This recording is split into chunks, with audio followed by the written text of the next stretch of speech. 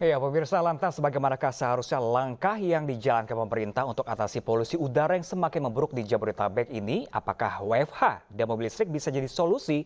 Dan untuk membahasnya sudah bergabung bersama kami ada Mas Bondan Andrianu selaku juru kampanye iklim dan energi Greenpeace. Halo, selamat sore Mas Bondan.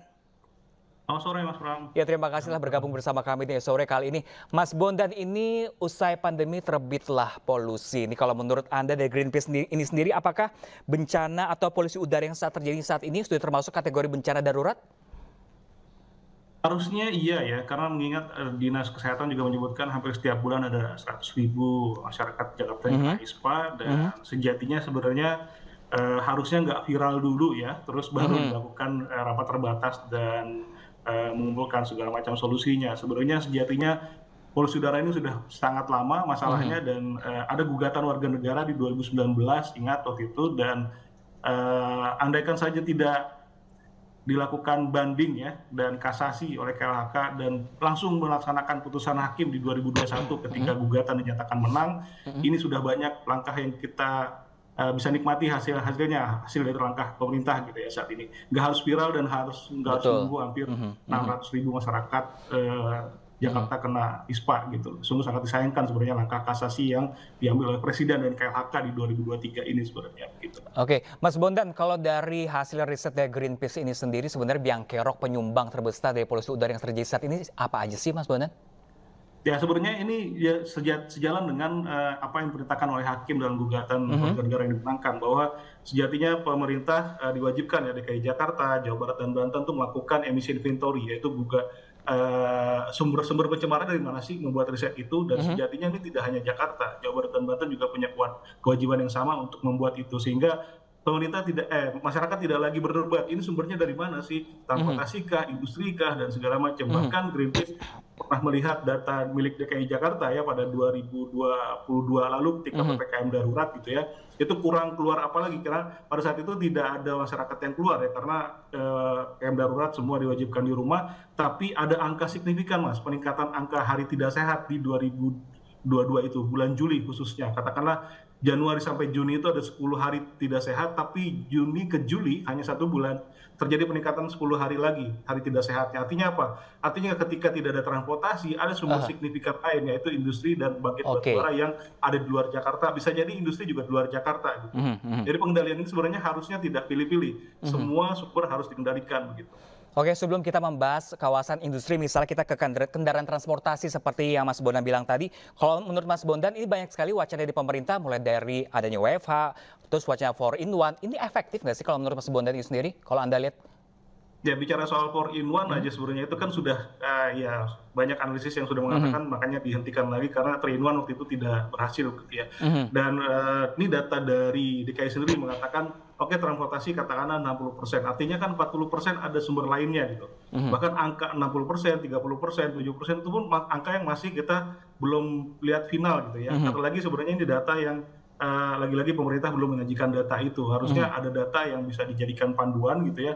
Oke, katakanlah berapa persen transportasi, tapi sisanya mana. Dan sejatinya uji emisi itu dilakukan sudah hampir 2010 lalu, tapi ini berarti kan tidak ada konsistensi dari pemerintah untuk membuat langkah itu, bukan hanya seremonial gitu ya, dan juga lakukan ada semacam efek jerak atau tindakan penilangan gitu yang tidak pernah dilakukan. Harusnya kan ada ketika uji emisi dilakukan, yang tidak melakukan uji emisi apakah langkahnya misalnya tilang atau apa gitu, sehingga ada efek jerahnya gitu.